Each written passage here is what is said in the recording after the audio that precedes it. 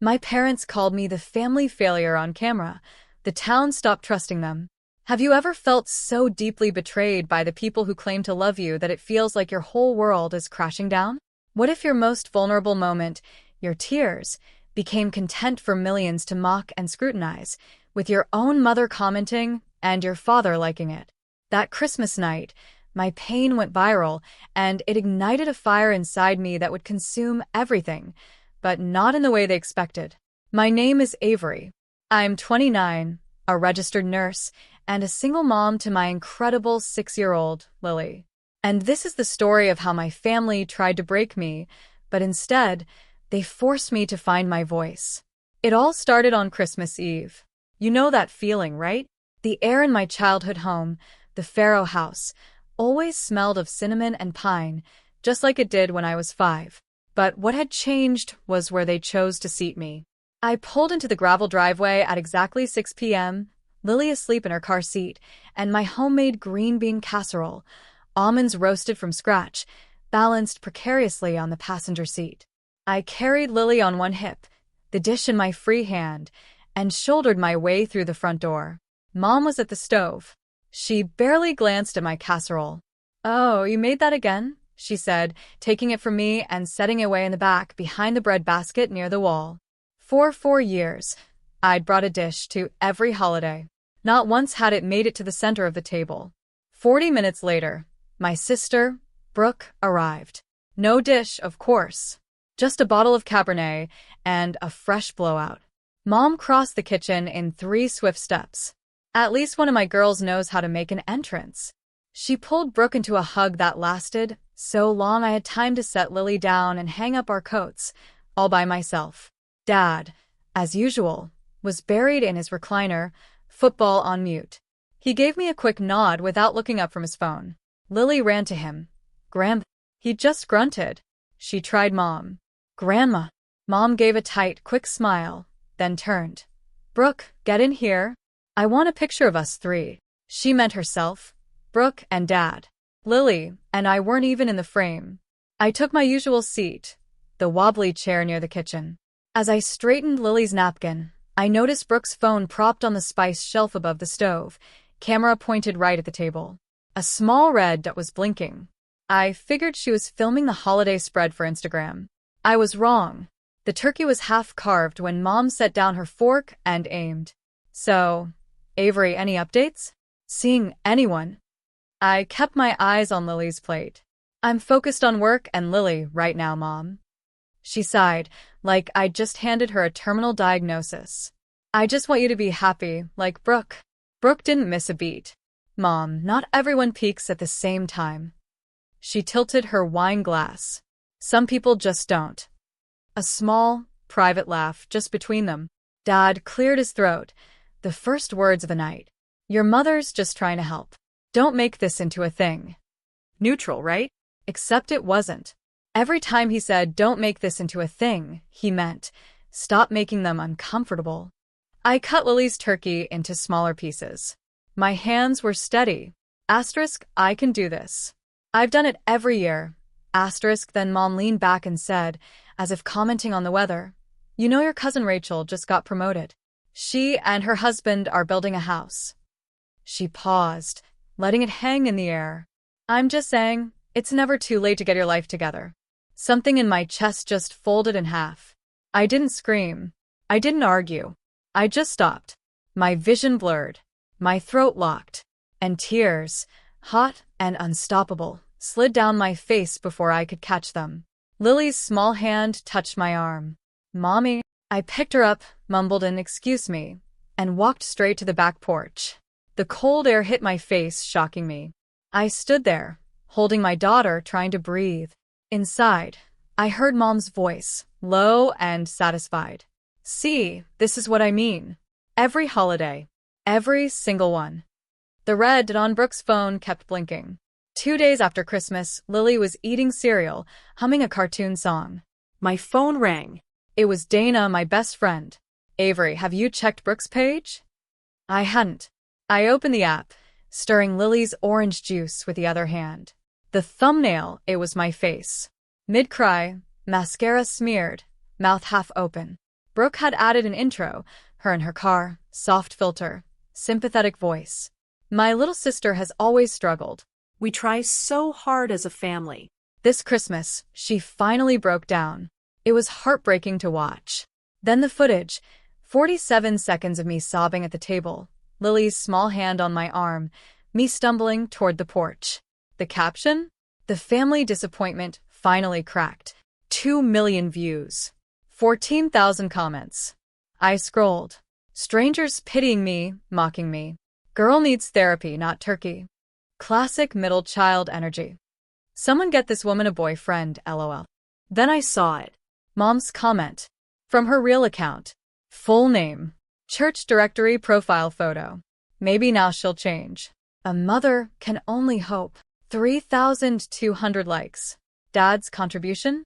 A single thumbs up emoji on the video itself. Silent endorsement. My hand tightened around the phone until the case creaked. Lily looked up. Mommy, why are you squeezing the phone so hard? I set it face down on the counter. Part of me wanted to call Brooke, scream, report the video, file something, anything. But I didn't. I poured Lily's juice. I wiped the counter. I said, we're going to the park today. That night, after Lily was asleep, I opened my phone again. I didn't call anyone. I screenshot everything. Monday morning, 6:45. I badged into Hartwell County Hospital, just like I had for 3 years. Scrubs pressed, hair tied back, ID clipped straight. The same routine, but the hallway felt different. 2 nurses at the station glanced up when I passed. One looked away fast. The other gave me a smile that landed somewhere between pity and embarrassment. In the break room, I poured coffee. Behind me, someone whispered. I caught one word. Video. At 11, a patient's wife in the waiting area, not quietly enough, asked another nurse, isn't that the girl from that video? The crying one? I charted vitals. I changed IVs. I did my job. At noon, my pager buzzed. Maggie Cole's office. Maggie, my charge nurse. 25 years on this floor. The kind of woman who calls doctors by their first name and gets away with it. She closed the door. Sit down, Avery. 3 emails. 3 concerned community members had written to hospital administration, questioning my emotional stability and fitness to care for patients. Maggie slid the printed pages across her desk. I know this is garbage, she said, but I have to document it. Policy. I read the emails. The language was vague, performative, concerned, well-being, professional standards. None of them mentioned the video directly. They didn't have to. After my shift, I sat in my car in the parking lot. Engine off, hands on the wheel. I called Dana. They're trying to take my job. Dana was quiet for a second. They're trying to take your voice. I looked at the photo of Lily taped to my dashboard. Gap-toothed grin, pigtails, finger paint on her chin. I opened the notes app on my phone. I started typing. I'm not going to lose my license because my family decided my pain was entertainment. The first week of January, I sat at my kitchen table after Lily's bedtime and did the math. If I lost my position at Hartwell County, the next hospital was 45 minutes east. Gas alone would cost me $200 more a month. I'd need new childcare for Lily. Her current sitter lived 3 blocks from us. And Lily had just started kindergarten here. Her best friend was a girl named Olivia, who shared her animal crackers at lunch. I couldn't move. I couldn't afford to fight. And I couldn't make it stop. At the grocery store on Saturday, a woman named Linda from Mom's Bible study approached my cart. Big smile, soft hand on my arm. Avery, honey, I saw the video. Your mama's just worried about you. You should call her. Thank you, Mrs. Linda, I said, and kept walking. I didn't explain. I'd learned that explaining was just another form of begging. Monday morning, Lily's school drop-off. I unbuckled her car seat, walked her to the entrance.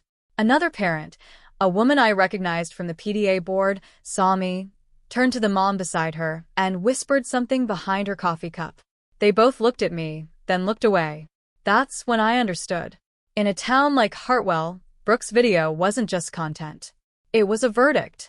2 million strangers watched me break, but it was the 8,000 people in this zip code who would decide what it meant. And my mother signed that verdict with her name, her face, and 3,200 likes. I buckled Lily back in for the drive to work. She chattered about Olivia and a caterpillar they found on the playground. I listened, and I thought, silence isn't protecting me.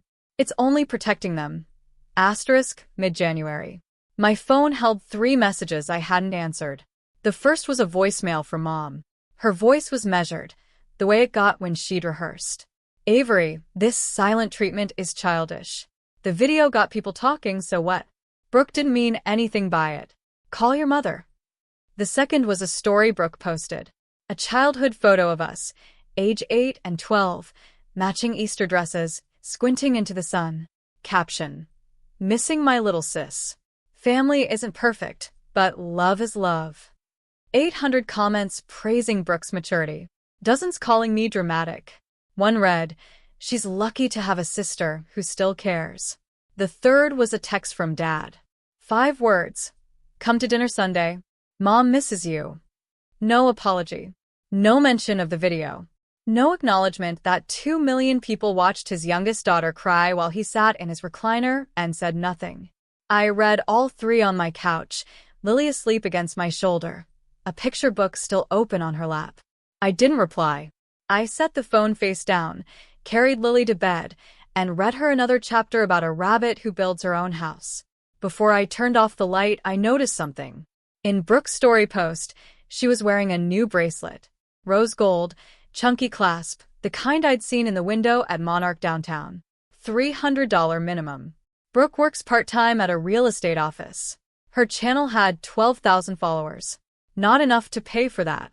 I didn't know what it meant yet, but I filed it somewhere in the back of my mind, next to the screenshots I saved the day after Christmas. Some things only make sense later. End of January. I made a decision that felt less like a plan and more like breathing. I turned off notifications from every pharaoh. I didn't block them. I wanted the messages to exist, to pile up, to become a record of who reached out and what they said. I just stopped letting the sound of their names interrupt my day. Dana came over with Thai food and a question. What's the plan? I don't have one yet, I said, splitting a container of pad, CEW. I just know I'm done reacting. She watched me for a moment. Okay, so, what are you doing? Living. And I did. For the first time in years, my weeks had a shape that didn't bend around someone else's expectations. Wake up. Pack Lily's lunch. Turkey sandwich, apple slices, a note that said, "You're my favorite human." Drive to the hospital. Work my shift. Pick Lily up. Cook dinner. Read to her. Sleep. Repeat. No drama. No phone calls at 10 p.m. No Sunday dinners where my chair wobbled and my food sat in the corner. No trying to earn a place I was never given. February passed, then March. One morning, driving to work, I passed First Baptist Church. The marquee out front read, Spring Fundraiser, May 17th. All welcome. I glanced at it the way you glance at a billboard for a restaurant you'll never visit. Then I drove on. I didn't know yet that 5 months from now, that sign would matter more than anything my mother had ever said to me. 6 months. That's how long I needed. Not to forgive, not to forget, but to pay attention. March. 2 months of silence. And something interesting happened to Brooke's channel. It started to starve. Dana kept tabs, not obsessively, just the way a good friend monitors a storm that's already past her house but might circle back. She texted me a screenshot one Tuesday night. Brooke's engagement was down 40% since Christmas. Her latest video, 5 Easy Weeknight Dinners for Busy Women, had 93 views. 93. She used to pull 5 figures off my tears alone. Without drama, Brooke's content was wallpaper. Pleasant. Forgettable. Scrollable. So, she reached back. A new post appeared on her feed. Throwback. Brooke and me at a school carnival. Cotton candy stains on our shirts, arms around each other's shoulders. The caption: some people choose silence over family. I choose love. 200 comments, most of them asking, what happened next? Did your sister ever respond? Is she okay? She was fishing. I was the bait she was missing. Then came the direct message. Timestamped 11:47 p.m. People are asking about you. Can we talk? I'll take the video down if you just come to Easter dinner. I read it in bed. Lily's nightlight glowed pink through the crack in her door. I didn't respond. The next morning, I checked the original video. The family disappointment finally cracked. Still up. 2.1 million views. She didn't take it down. She offered the promise of removal as currency, hoping I'd buy. At the hospital, Maggie stopped me in the hall. Those complaint emails? Nothing new in 3 weeks. I think they ran out of ammunition. I nodded. Good. Brooke didn't offer to take it down because she was sorry. She offered because her numbers were dropping. There's a difference. I know it now. April. 4 months of quiet on my end. But my mother hadn't been quiet at all. Dana heard it first from Rachel, a friend who still attended First Baptist. Janet has started telling a story at church. Not the real one. Hers. My youngest daughter cut us off. She'd tell the women's fellowship circle, dabbing her eyes with a tissue she kept folded in her cardigan sleeve. We don't know what we did. We pray for her every night. It's the hardest thing a mother can go through. She didn't mention the video. She didn't mention the comment she left for 2 million people to read. She built a version of events where she was the abandoned mother and I was the ungrateful child. And it worked. The cards started arriving. Handwritten pastel envelopes tucked into my apartment mailbox. Your mama loves you, Avery. Don't throw that away. Family is everything. Please come home. One woman sent a book, Boundaries That Break Families, When Estrangement Goes Too Far. I stacked them on the kitchen counter. I didn't open most of them after the first week. Dana called, frustrated. She's turning the whole town into her flying monkeys. Let her, I said, stirring mac and cheese for Lily. I'm not ready yet. Dana paused. Yet. I paused too. It was the first time I'd used that word instead of no. Even I didn't fully understand it, but something was shifting. Every card, every whisper, every sympathetic head tilt at the grocery store confirmed what I already suspected. My family didn't just want me silent. They wanted me erased, replaced with a character they wrote. The troubled daughter, the lost soul, the one we pray for. I wasn't that character, and I was starting to think it was time I said so. Early May, month 4. Brooke crossed the line I didn't know I'd drawn until she stepped over it. I was brushing Lily's hair before bed when Dana's name lit up my phone. No greeting, just a link. I opened it. Brooke's page. A photo of Lily. My Lily. Laughing in the sunflower dress I bought her last spring. Taken from the shared family album I'd forgotten to revoke access to after Christmas. The caption read, "At least one good thing came from my little sister. Miss you, Lilybug." 600 comments. So sweet, Brooke. You're such a good aunt. That baby is precious.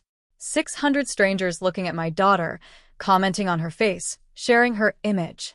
Because Brooke needed content and my child was convenient. I sat on the edge of Lily's bed. She was already under the covers, eyes half closed. Mommy, why does Aunt Brooke's phone always point at us? I smoothed her hair. It won't anymore, baby. I closed her door. I called Dana. My hands shook, but my voice didn't. She used my daughter. Dana didn't hesitate. What do you want to do? Everything. That night, after Lily's breathing went slow and steady through the monitor, I opened my laptop at the kitchen table.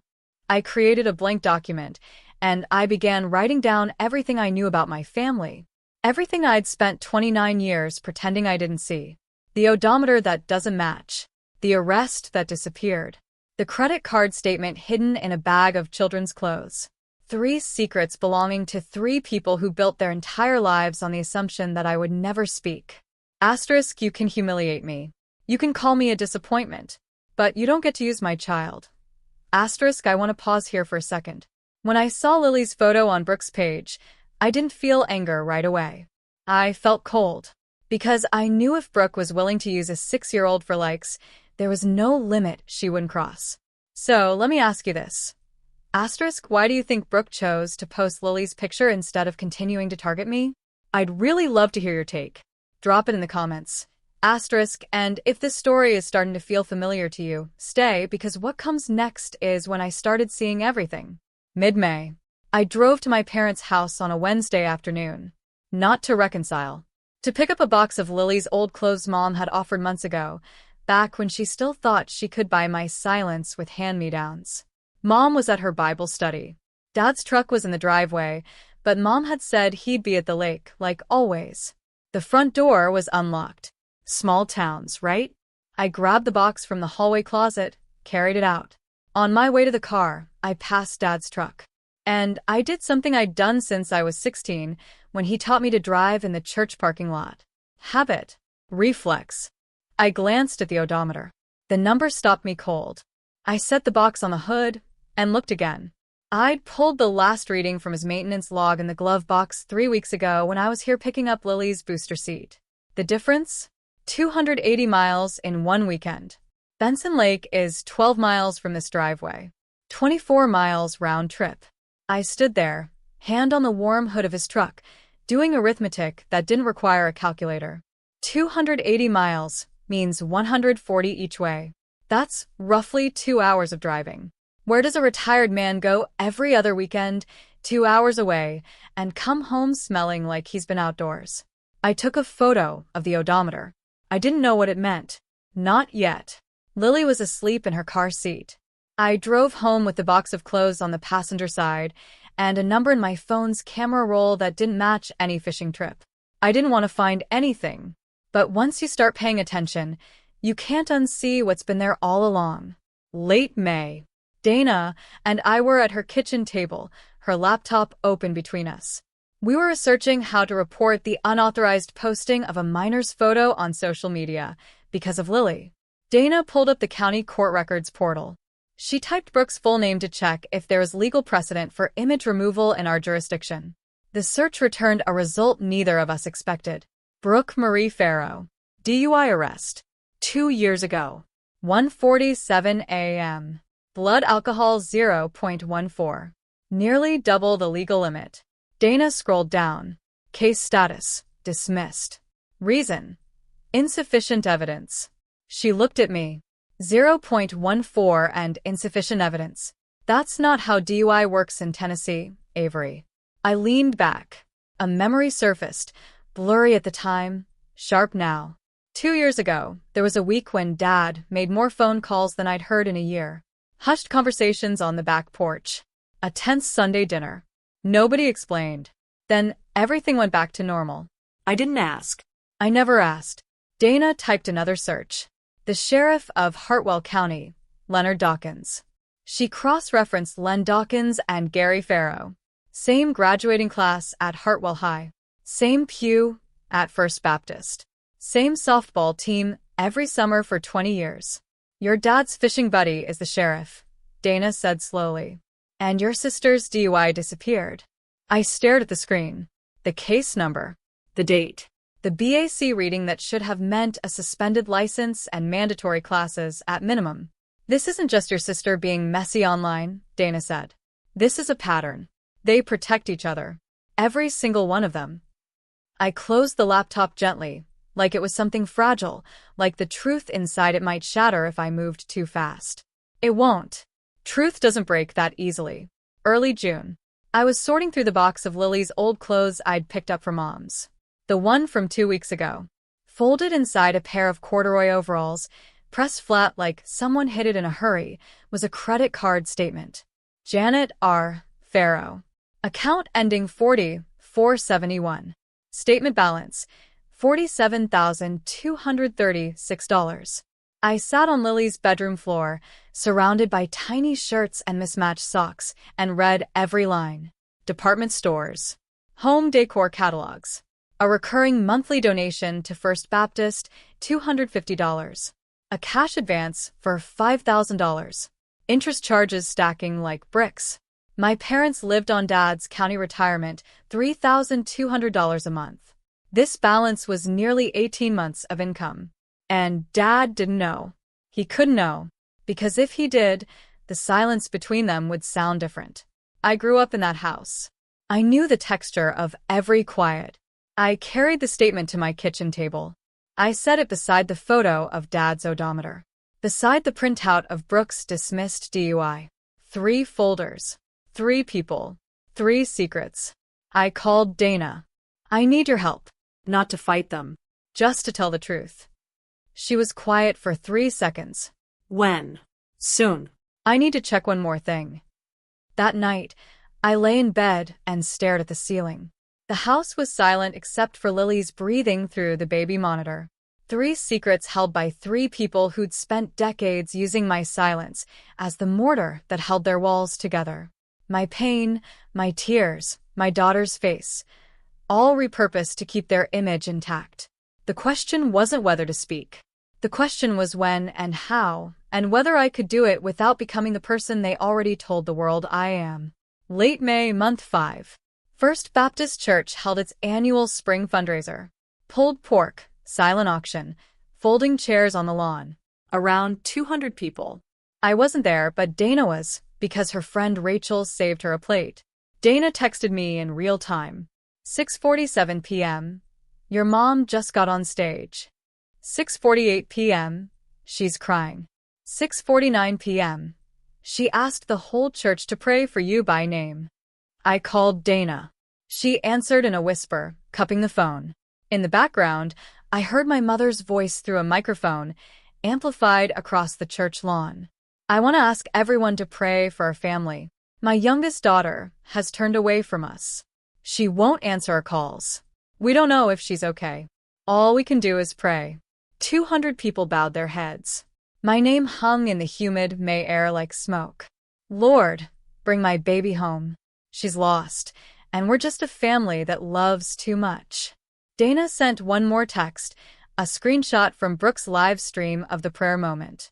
Brooke stood beside Mom, one hand on her shoulder, eyes glistening.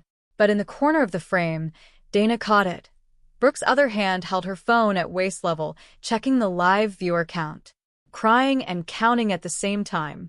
I sat in my kitchen, phone pressed to my ear, listening to 200 people pray for a version of me that didn't exist. The lost daughter, the troubled one, the one who turned her back on a family that loves too much. Not one of them heard my side. Not one of them asked. I hung up. I opened my laptop, and I added a 4th folder. Church. The walls were getting thinner. They just didn't know it yet. The week after the fundraiser, Hartwell closed in on me. At the grocery store, 3 separate people stopped my cart. The first, a woman in a floral blouse, grabbed my hand. Your mama was so brave up there, Avery. The second, an older man from the deacon board, shook his head slowly. Honey, life's too short. The third just squeezed my shoulder and whispered, I'll pray for you. Like I'd been diagnosed with something terminal. I smiled. I nodded. I kept moving. At the hospital, a respiratory therapist I'd never spoken to outside of shift change leaned into the break room. Is everything okay at home? I heard about the prayer thing at church. She said it gently, which somehow made it worse. Then came the one that stopped me cold. Tuesday afternoon, my phone rang. Lily's school. The front desk coordinator. Professional, but careful. Miss Farrow, we received an email from a community member expressing concern about Lily's home environment. They referenced your, personal situation. We're required to document it. I was standing in the hospital parking lot. The sun was out. Birds were singing. And someone had emailed my daughter's school to question whether I was a fit mother. Who sent it? I asked. It was anonymous, ma'am. Anonymous. No name.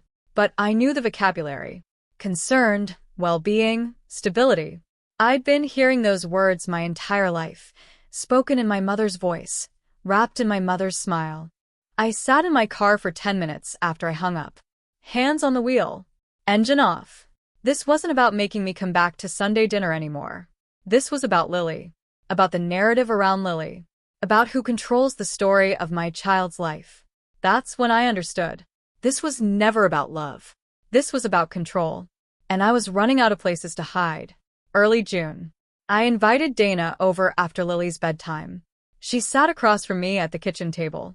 Between us, my laptop was open to 3 folders. Dad_Miles, Brooke_DUI, Mom_it.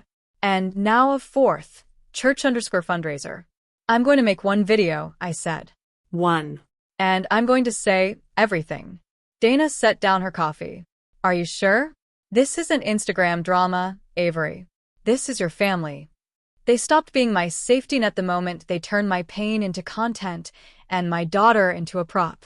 She studied my face. Whatever she saw there made her nod. We planned it. The video would be short, under 15 minutes. Calm. Factual. No shouting, no tears, no accusations I couldn't support.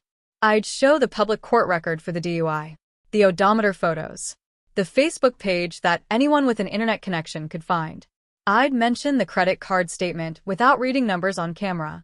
What about the prayer stunt? Dana asked. I have your screenshots of Brooke's live stream. I'll show it. And if they come after you legally, everything I'm saying is either public record or my own experience. I'm not guessing. I'm not diagnosing. I'm telling my story. Dana pulled out her laptop. I can edit. Clean audio, simple cuts, nothing fancy. Good. I don't want fancy. I want clear. She looked at me. When? After Father's Day. Let them have one more Sunday pretending everything's fine. I closed my laptop. Through Lily's door, I heard the faint hum of her sound machine. Ocean waves, the setting she picked herself. Monday after Father's Day. That was the date. 6 months to the day since Christmas Eve. Long enough for them to think I gave up. Long enough for me to know I hadn't. Last week of June. Lily was at Dana's for a sleepover, the fun kind, with popcorn and a movie Dana pretended was educational. I showered. I put on a white blouse, clean and simple. No jewelry, no makeup heavier than what I'd wear to work. I wanted to look like exactly who I was, a nurse, a mother, a person telling the truth at her kitchen table. Dana set up the laptop camera before she left. Ring light, clean background, just the kitchen wall, a calendar, the edge of Lily's crayon drawing taped to the fridge. Nothing staged, nothing dramatic. I sat down, opened my notes, took one breath. Then I checked everything one final time. The DUI printout, public record, case number visible. 3 odometer photos from 3 consecutive weekends, 274, 281, 278. Benson Lake, 12 miles each way. Marlene Briggs's Facebook page, public profile, public photos. In one image posted 3 months earlier, my father sat on a porch swing with a boy who looked about 7. Caption: Sunday morning with my boys. The credit card statement. I'd reference it, not show the numbers. I pressed record. 12 minutes and 40 seconds. One take. No edits needed. I watched it back at the kitchen table. My voice was steady throughout. My eyes were dry. I stated facts. I showed documents. I didn't call anyone a liar. I let the evidence speak. I didn't ask for sympathy. I didn't ask for justice. I just stopped pretending. Dana called at 10. How'd it go? Done. One take. Did you cry? I looked at my reflection in the dark laptop screen. No. I'm done crying for them. Send me the file. I'll clean the audio tonight. By morning, it was ready. All that was left was the date. Monday, first week of July. 6 months to the day. I drove Lily to school, kissed her forehead at the door. Have a good day, Lilybug. You too, Mommy. I walked back to my car, sat in the driver's seat, opened my phone. The video was uploaded, set to private. Title: My name is Avery Farrow. 6 months ago, my family filmed my worst moment and made it entertainment. This is my response. My thumb hovered over publish. The parking lot was quiet. A school bus pulled away. A robin landed on the hood of the car next to mine. I pressed it. For the first 30 minutes, nothing happened. 50 views, Dana. A few coworkers, some friends. I drove to the hospital, clocked in, started my shift. By 10 a.m., someone shared it in the Hartwell Community Facebook group. 300 views. Then someone else posted it in the First Baptist members page. 1,000. By lunch, 3,000. By 3 p.m., 12,000. By the time I clocked out at 6, 47,000. I didn't check my phone during my shift. I changed dressings. I took vitals. I held an elderly man's hand while he waited for test results. I did my job. In the break room at 5:30, Maggie found me refilling my water bottle. She didn't mention the video directly. She just put a hand on my shoulder. Whatever happens, you have my reference letter. 25 years, and I've never written one. It meant more than words could say. I nodded. I couldn't speak for a moment. At 9 p.m., I got home, put Lily to bed, opened my phone. 14 missed calls. 3 numbers. Mom, Dad, Brooke. I set the phone on the nightstand, screen down. The truth was out. Now it did the work. Let me tell you what I said in that video because you deserve to hear it the way they did. I sat at my kitchen table, camera at eye level, and I started simple. My name is Avery Farrow. I'm a registered nurse and a single mother. On Christmas Eve, my sister set up her phone on the kitchen shelf before dinner started. This wasn't spontaneous. This was planned content. I showed the original video's thumbnail, the caption, Mom's comment, Dad's like. Then I moved to Brooke. My sister was arrested for DUI 2 years ago. Blood alcohol 0.14. The case was dismissed. The arresting officer works under Sheriff Len Dawkins, our father's closest friend for 30 years. Public record. Case number on screen. I held up the printout for 10 seconds, then set it down. My father leaves every other weekend for fishing. The lake is 12 miles away. His truck logs 280 miles. I showed the photos. I found out where he goes. I displayed Marlene's public Facebook page, the porch swing, the boy, the caption. I'm not naming anyone who didn't choose to be public, but this woman posts photos of my father with her son every other Sunday for years. Then Mom. My mother commented on the viral video of me crying, telling 2 million people I needed to change. My mother organized a public prayer at church, calling me lost. My mother has $47,000 in credit card debt that my father doesn't know about. I paused, looked into the camera. I'm not asking anyone to punish my family. I'm asking them to stop punishing me.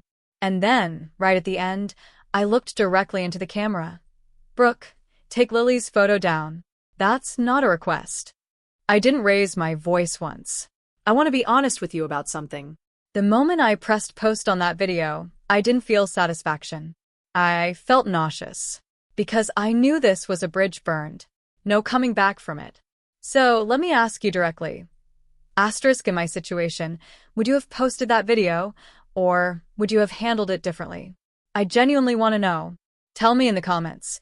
Asterisk, and if you're still here, please hit that like button because the next 48 hours are the part of this story I still think about every single day. 24 hours after I pressed publish, the video crossed 180,000 views. It had been shared in 4 separate Hartwell area Facebook groups. The comment section was a war zone. Half the town defending my family. The other half saying what they'd apparently whispered for years. I always knew something was off with that family. The prayer thing at church felt wrong to me, too. Someone finally said it. Brooke was the first to move. She posted a story at 7 a.m. My sister is lying. This is defamation. 20 minutes later, she deleted it. Reposted. No comment at this time. Deleted that, too. Her page went dark. Mom called me 7 times before noon. I let every call ring through. The last voicemail arrived at 12:16. Her voice shook. Not with the composed grief she performed at church. This was different. This was fear. You have no right. That credit card is my business. Take it down now. 3 sentences. No, I love you. No, let's talk. Just the raw sound of a woman who'd lost control of the one thing she built her entire life on. The story other people believe about her. Dad sent one text. 2 words. Avery, please. No denial, no explanation, not even a question mark. Just the flattest, most exhausted plea I'd ever read from a man who spent 60 years avoiding hard conversations. At the hospital, the waiting room TV was tuned to local news. They hadn't picked it up. Not yet. But in the break room, every nurse on the floor had seen it. Nobody said anything to my face. Maggie gave me a nod from across the station. That was enough. Brooke called me at 10 p.m. Her name glowed on my screen. I watched it ring until it stopped. 48 hours. That's all it takes for the architecture of a family's public image to collapse. Brooke got the call first. The real estate office where she worked part-time, Henderson and Klein, let her go Tuesday morning. The official reason?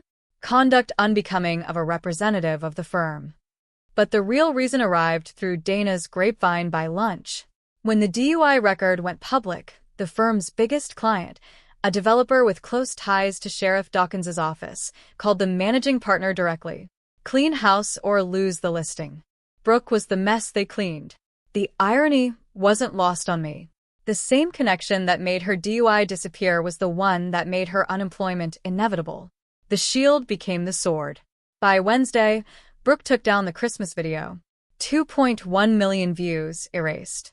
But it had already been mirrored on 3 other accounts. Screenshots circulated in every group chat in town. She removed Lily's photo, too. No statement, no apology, just a quiet deletion. The digital equivalent of someone clearing a room before the fire inspector arrives. Her channel hemorrhaged. 12,000 followers on Monday. By Thursday, 4,000. Comments flooded every remaining post with screenshots of her original Christmas caption. The family disappointment finally cracked, thrown back at her like a boomerang. She was building a Lego house with Lily when I noticed my hands were still. No tremor. No tension.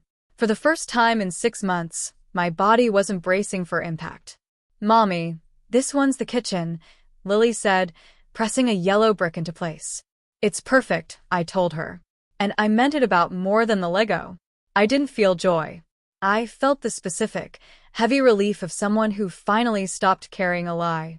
Sunday, 5 days after my video went live. Janet walked into First Baptist the way she had for 30 years. Pressed dress, leather Bible, smile ready. But this Sunday, nobody met her at the door. Pastor On Mitchell stood at the pulpit.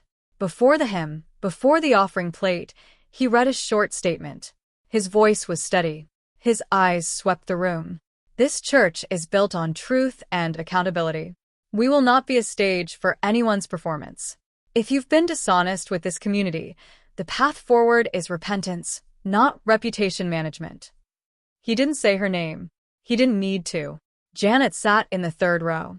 The seats on either side of her remained empty for the entire service. Linda, the woman who told me at the grocery store to call my mother, stared straight ahead, hands folded, jaw tight. After the closing prayer, Janet walked to her car alone. No one stopped her. No one hugged her. For 30 years, she owned the social currency of that congregation. This morning, the account was frozen. She drove home, pulled into the driveway, found Gary sitting at the kitchen table. His face looked 10 years older than it did at Christmas. On the table, his laptop was open to Marlene Briggs's Facebook page, the porch swing photo. "Sunday morning with my boys." Gary looked at her. "Jan, I can explain." Janet stared at the screen. The boy in the photo had Gary's jaw, Gary's eyes. "How long?" 8 years. I wasn't there when it happened. But Dana heard from the next-door neighbor, Mrs. Sell, who'd lived beside my parents since before I was born. She said the shouting lasted until 2 in the morning. For the first time in her life, Janet Farrow couldn't control the narrative. Day 6. 3 phone calls. 3 separate versions of desperation. Brooke called first. She was crying. Real crying, not the kind she performs for a lens. "Avery, I lost my job. I can't make rent. Please take it down. I'll do anything.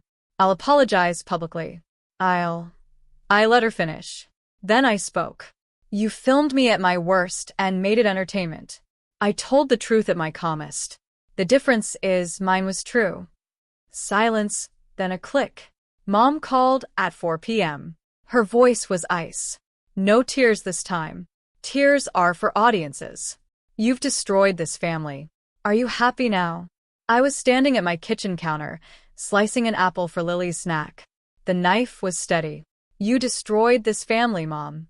I just stopped covering for you." She hung up. I finished the apple, added peanut butter, called Lily to the table. Dad called last. 9:30 at night. Lily was asleep. His voice sounded like gravel at the bottom of a dry riverbed. "Avery, please. I know I messed up, but Marlene, the boy, they don't deserve this." I closed my eyes. You're right, Dad. They don't. A pause. He was waiting for the but. And neither did I. I ended the call, placed the phone on the counter, stood at the window. Outside, fireflies pulsed across the backyard. Lily's swing set sat motionless in the dark. I learned later from Dana that Gary was afraid. Not because of me, but because Marlene watched the video too. She didn't know Janet existed. For 8 years, Gary told her he was divorced. Marlene lost the man she thought she had. Janet lost the man she thought she knew. And I lost a family that was never really mine to begin with. 2 weeks after the video, the dust settled into measurable wreckage. Brooke, unemployed. Her channel dropped to 2,800 followers, down from 12,000. The DUI record, now public knowledge, got picked up by the Hartwell Gazette's online blotter column. A local reporter called the sheriff's office for comment. Sheriff Dawkins issued a 3-line statement. The department followed proper procedure in all matters. But the County Board of Supervisors announced an ethics inquiry into the dismissal. Brooke needed a lawyer. Brooke couldn't afford a lawyer. Janet, removed from the church organizing committee by quiet, unanimous vote. Her women's fellowship circle lost 12 of its 18 members in 2 weeks. Not dramatically, just one by one, women who stopped returning calls. The $47,000 debt was now knowledge shared between Janet, Gary, and anyone who watched my video. Gary filed for legal separation the following Friday. Gary and Marlene ended things the day after she saw the video. She told him through her sister, because she wouldn't take his calls, that she didn't sign up to be a secret. Janet wouldn't speak to him. He moved into a single-wide at Pinehurst Trailer Park on the edge of town. The 7-year-old boy, Colton, now had 2 parents who were both betrayed by the same man. Brooke tried one last move. She filmed a video titled, My Truth. Sitting in her car, mascara smudged, voice breaking. She posted it at midnight. By morning, the comments were filled with screenshots of her original Christmas caption. The family disappointment finally cracked, thrown back at her like a boomerang. She deleted it in 4 hours. I don't celebrate. You don't celebrate an explosion. You just stand back and hope the pieces land somewhere you can live with. I'm not going to pretend the whole town threw me a parade. Some people at church said I aired dirty laundry. That's not Christian. One woman wrote in the Hartwell Community Facebook group, "Family business stays in the family." 16 likes on that comment. I count them because I'm human. A few coworkers kept their distance. Nothing hostile, just the careful neutrality of people who don't want to pick a side. I understood. This is a small town. Sides have consequences.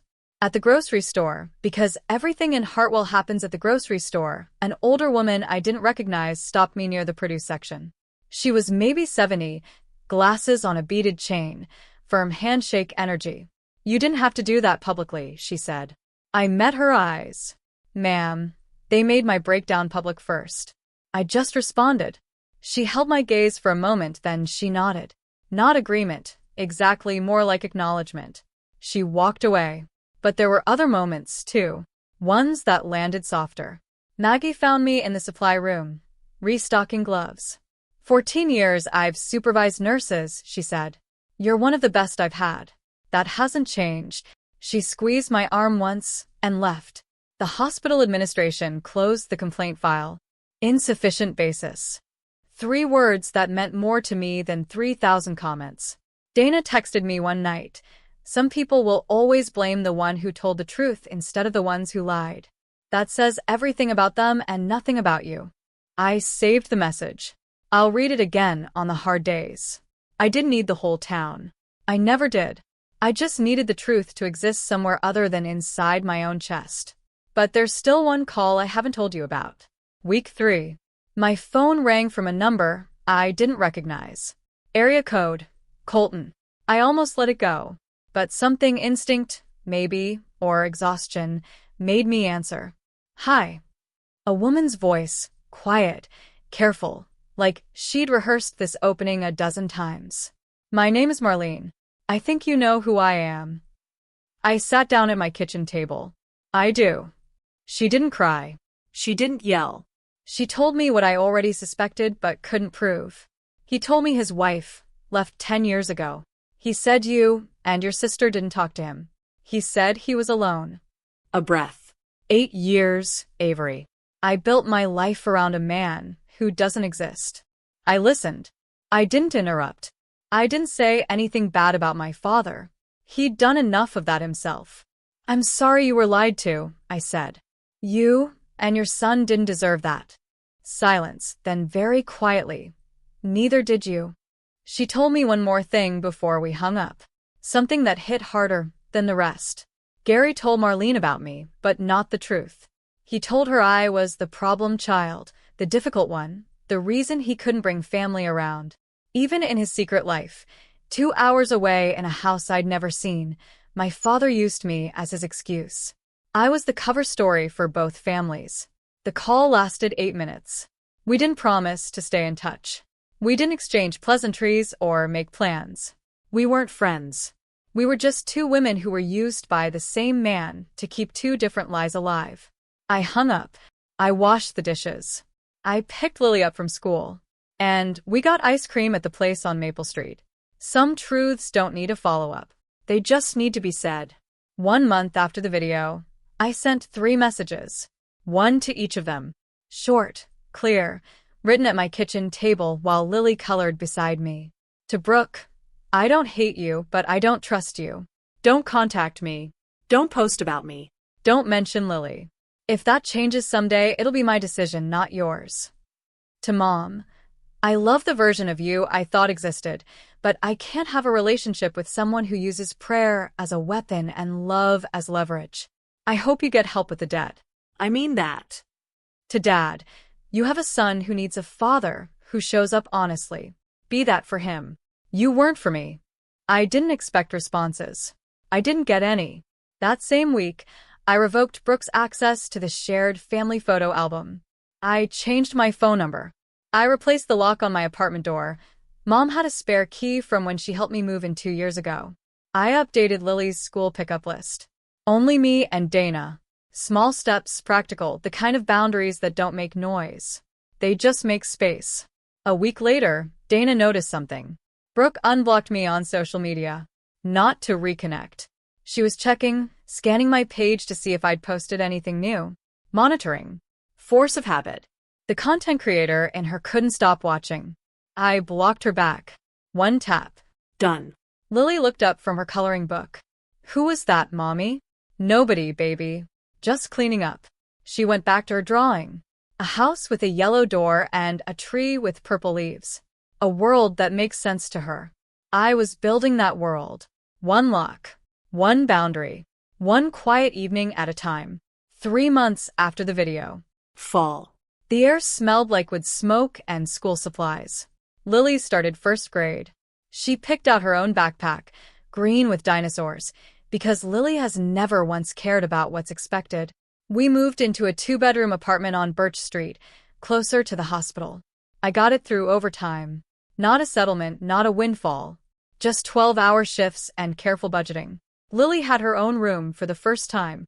She arranged her stuffed animals by size on the windowsill and told me it was their meeting. Dana came over every Friday. We cooked something new each week. Last week was lemon chicken. This week she's insisting on homemade pizza. Lily rolls the dough with both fists and calls it punching bread. One afternoon at the hospital, Maggie pulled me aside. She was smiling in a way I rarely see from her, the kind that reaches her eyes. Patient in room 4 asked for the nurse who was brave on YouTube. Just thought you'd want to know. I laughed. Actually laughed. It surprised both of us. My video sits at 890,000 views. I never posted another one. I didn't build a channel. I didn't monetize the scandal or brand myself as a survivor influencer. 1 video. 1 truth. That was enough. One evening, Lily was drawing at the table while I chopped onions. Mommy, is Aunt Brooke coming for Thanksgiving? I set down the knife. I looked at my daughter's face. Serious. Open. Waiting. No, baby, but Dana's coming, and she's bringing pie. Lily considered this. Okay. I like Dana's pie. I drive past my parents' house sometimes. Not on purpose. Hartwell is small. Last month, A for sale sign appeared in the front yard. I don't slow down. I just keep driving. I'm not telling you this story so you'll go confront your family. Every situation is different. Some families can be repaired. Mine couldn't. And I've made peace with that. Not the kind of peace that feels good, but the kind that lets you sleep. If I've learned anything, it's this. Boundaries aren't punishment. Boundaries are the line where your dignity begins. They're you saying, clearly, without shouting, "This is where I end." And you begin. You don't get to cross it. For 29 years, my silence was the mortar that held their walls together. My tears at Christmas, my smile at Sunday dinner, my willingness to sit in the wobbling chair and pretend the food I brought mattered. All of it. Free labor in service of someone else's image. When I stopped providing that labor, the walls came down. Not because I swung a hammer, but because I simply walked away. And the structure couldn't stand without me inside it. If you're in a family where your silence keeps their secret safe, I want you to know something. You don't owe them that silence. Not because they're bad people. Not because they deserve punishment. But because you deserve to live in the truth. Even when the truth is ugly and inconvenient and makes Thanksgiving smaller. My table seats two now, me and Lily. On Fridays, 3, when Dana brings pie. It's a small table. It wobbles a little, actually. But every chair at it is mine. My name is Avery. I'm 29. I'm a nurse. I'm a mom. And for the first time, I'm not the family disappointment. I'm just me. Thank you for listening. I mean that. If this story stayed with you, hit like and subscribe. Not for the algorithm, but because I'd like to know someone out there understood. If you've got a story like this, even a small one, share in the comments. You don't have to use real names. Sometimes just writing it down is enough. And if you want to hear more stories like mine, there's a link in the description waiting for you. I'm Avery. Thank you for staying until the end. I'll see you next time.